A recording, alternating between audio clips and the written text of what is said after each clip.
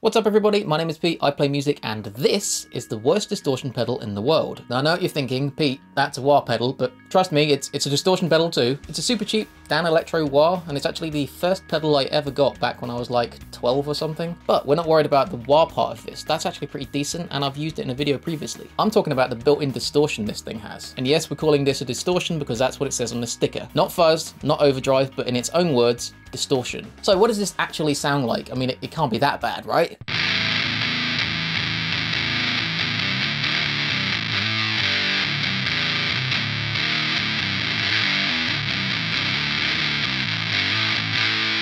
Okay, so we've got some work to do. Let's try some things to extract the best possible sound we can. I believe that in any gear, amp, pedal, whatever, there has to be a usable tone in there somewhere. You just have to know how to find it. So the first thing I tried was running into the clean channel of my amp, and it sounded pretty awful. Even with tweaking the EQ and gain controls, I found it quite hard to find something that I felt was usable, so I quickly abandoned this.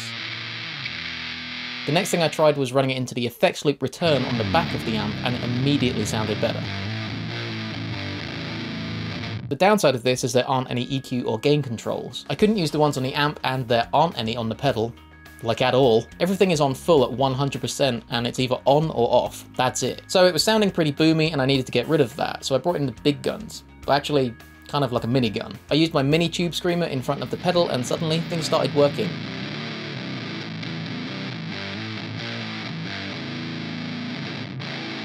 It's a very sludgy tone and it's very, very high gain, but it kind of works. The tab for this song and all my other videos is on my Patreon, link to that is in the description below. So can you make something seemingly bad sound good?